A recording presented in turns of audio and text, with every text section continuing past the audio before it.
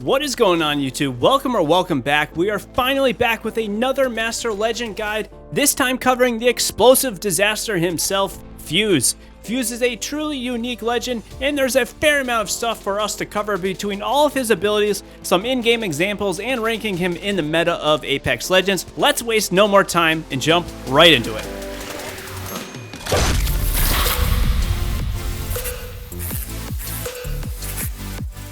As with all of the Master guides on the channel, check out the pinned comment down below for any and all changes to Fuse since the launch of this guide.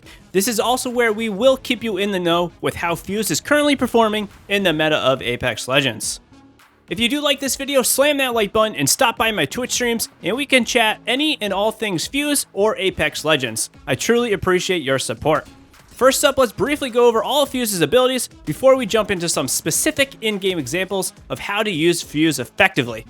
The first ability to cover, and honestly, one of the more underrated parts of Fuse, is his passive ability, Grenadier, which allows Fuse to hold 2 or more grenades per inventory slot, making it very easy to stack up a load of grenades for your enemies.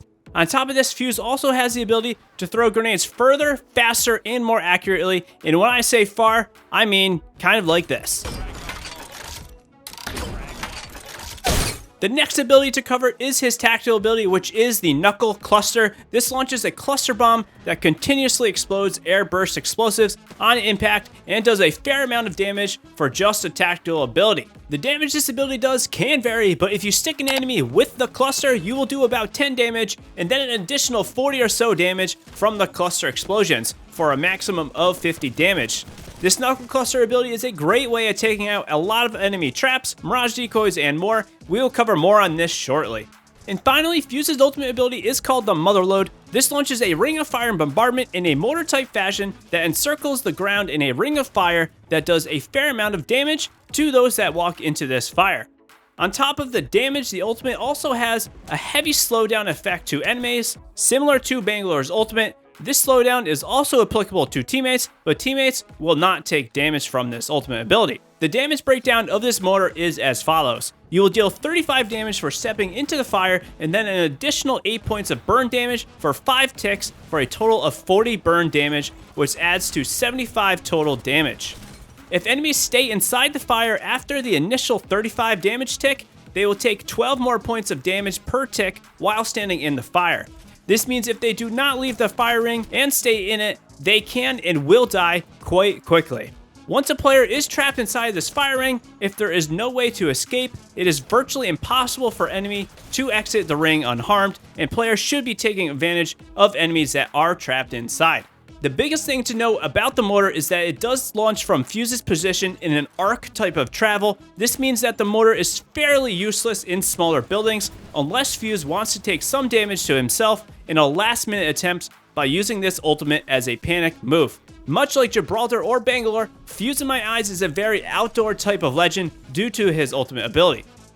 Let us now start discussing some playstyle information and tips for Fuse. The biggest thing when it comes to the passive ability for me is honestly just how fast and far you can throw grenades.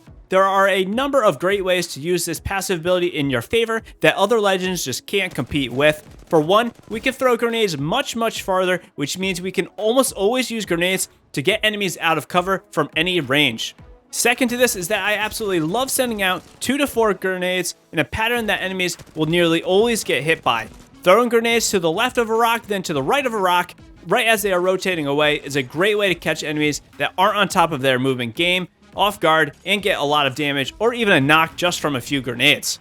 Fuse's ability to launch grenades faster and hold more grenades really makes this type of play much more effective when playing with Fuse rather than any other legend in the game. While grenades are a great way to get enemies out from behind cover in open areas, they can also be used to expel enemies from buildings. The fact that Fuse launches grenades faster and farther means Fuse can launch grenades horizontally at a much greater distance and does not need arc grenades as much as all the other legends in the game. This means Fuse has the ability to send those grenades much further indoors, and this can and should be used to get enemies out of buildings or to just create chaos while being indoors. Moving on, there are a lot of things Fuse's tactical can be good for, and many of them have to do with not just dealing damage with the Knuckle Cluster, but rather ways to counter enemy legends' abilities. For starters, the Knuckle Cluster is absolutely one of the best way now to take out Rampart barriers that are fully assembled. These clusters do massive damage and will take out barriers nearly instantly. Second to this, the Knuckle Cluster is superb at destroying Mirage decoys either from his tactical or his ultimate.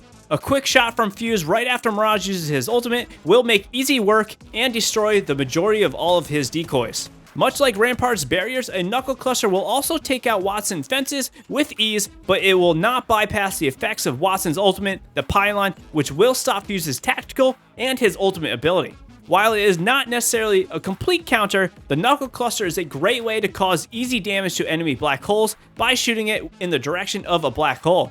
This will then get absorbed by the black hole and deal a fair amount of damage. However, keep in mind this will not do enough damage to destroy a black hole on its own.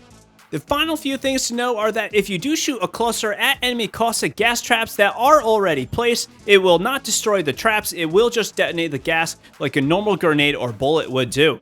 Also, you can destroy a Crypto's drone with this tactical, but since the drone is usually mobile, it is a difficult thing to do and I don't really recommend wasting the tactical on this drone. The tactical will also take out Revenant's totems and Loba's black markets. Moving on from specific legend counters with the cluster is a great way to make enemies panic and move out of cover, much like Fuse's passive ability with the grenades. You are getting this cluster quite often and it should be used as much as possible. At the moment, players are panicking a bit too much in my opinion when it comes to this cluster and they are moving out of the way of it, exposing themselves when sometimes it may just be better to take and absorb a partial cluster hit. Keep this in mind when playing against a Fuse. The damage isn't as bad as a grenade, even if it does seem worse due to the amount of explosions going off and the excessive noises that it does make. The other easy thing to know with the cluster is that it is a great way at breaching doorways. A quick stick to a door will make very quick work of a door and basically blow it up instantly, allowing you to get shots on a team that could be camping up in a building or blocking that doorway. Likewise with this, opening a fight by launching a cluster and following it up with a few shots is a great way to make quick work of enemies, especially early on in games when enemies might not have shields yet or they only have white shields. Our final few examples have all to do with the ultimate, the Motherload. This Ring of Fire, in my opinion, is fairly difficult to be decent with in ways that allow it to be effective. However, when you do get this Ring of Fire placed in a spot that is clutch, it can be nearly impossible to counter, especially if you are stacking up your team composition appropriately.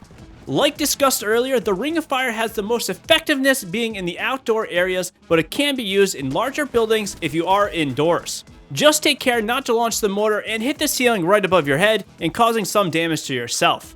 The first way I like to use the mortar is in outdoor choke points. In my opinion, the mortar in a lot of ways is better for territorial control rather than dealing damage, but in this specific instance, we are highlighting how deadly this fire can actually be. You'll see here we are in an end game 2-on-2 situation and the team is coming from a choke point in the center of Kings Canyon. I dropped this mortar in a quick shot directly on these enemies. Instant panic sets in for them and they try to run out of the ring at the back of it. Unfortunately for them, it's a little bit too late. You'll notice they take massive damage and all during this, myself and my teammate are focusing them and they go down extremely fast. This in my eyes is the most effective way to be using this mortar if you are not stacking it with any other of your teammates' abilities. The ring completely engulfed this choke point in flames and did exactly what I was expecting it to do. Moving on from this, the Ring of Fire is a great tool at just straight up crowd control on enemies and keeping enemies trapped. All the while, this ultimate can give you valuable seconds to make a push on enemies that are disoriented and blinded by the flame wall. Much like this clip, I drop my mortar from a decent range away and then I run up on the enemy team. It seems like between the noise and the fire and the visual obstruction, I am able to get the push on the enemies and close the gap that eventually leads to a win. While these are two of the bigger situations where the Motherload excels, I also like to use it to control parts of the map. Much like a Bangalore ultimate or a caustic gas grenade, I will position this ultimate in key locations to prevent either an enemy team from pushing me or to force them to rotate a way that is in my favor. While the ultimate in some ways seems like it is an offensive move meant to deal damage, it honestly has a lot more utility in just controlling the map in creative ways that can play into your hand. The final clip for us to look at is just how effective Fuse can be at range. It's honestly insane how far the grenades and ultimate can be used. You'll see in this clip we are just outside of salvage, and I absolutely obliterate these teams fighting with a well-placed bombardment and some super long-range grenades. I then am able to follow this up with a well-coordinated push due to the enemies playing right into my hand. The biggest tip for this is to know that Fuse really has a lot more range than you might be thinking, so keep this in mind when you are running Fuse. So those are a few ways to use the ultimate. Let's now discuss a couple ways not to use the ultimate. For starters, I don't like using the ultimate inside of buildings or in areas that have a big change in height. It just doesn't seem to work well, and enemies have multiple easy ways to jump out of this ring of fire or avoid damage completely. This brings us to the fact that it is very easy to jump over the fire if there are any sort of change in height or something for enemies to jump over. Just like in this clip when my enemy completely surprised me by jumping up on a shallow rock and then jumping right over the fire right at me and absolutely melting me. Second to this, again, is to really take care not to use the mortar in panic situations inside of buildings. There's a few times where I think a panic indoor mortar will help me out, and it just hurts me more than it helps. Finally, Fuse's mortar seems like it would be great to do damage, and honestly it is, but I am finding more and more, and the more Fuses I encounter and the more people that are learning Fuse, the more I am realizing Fuse's abilities, both ultimate and tactical, are really better suited to be used in tactical situations of zone control or ways to disorient and confuse enemies. While the mortar is fairly quick, it is still very possible to avoid the ring of fire, and unless the enemy is completely stationary, they can easily walk out or run out of the way of this ultimate. I will say, and this is typical with most of Apex Legends, the power to third party with this ring of fire is also something to keep in mind, and it can be extremely advantageous to use it in this manner. The final thing to discuss before we rank Fuse is all about what legends might pair up well with Fuse. For starters, I can't think of anything more toxic, literally, than a team that gets trapped by Fuse's ultimate and then a Caustic who throws a gas grenade in the center of this ring of fire. If the enemy team has no Gibraltar or Horizon, it is more than likely going to end them very quickly. Either they stay in the gas grenade and die, or they run into the ring of fire after taking gas damage and they end up nearly knocked or already knocked. Moving on from this, you can also throw a black hole in there in conjunction to either of these ultimates, and it makes for a trio of legends, Horizon, Caustic, and Fuse, that make any team an extremely deadly force. Another one or two legends that I can't see pairing up well with Fuse and his ultimate is going to be Bangalore's ultimate and Gibraltar's ultimate.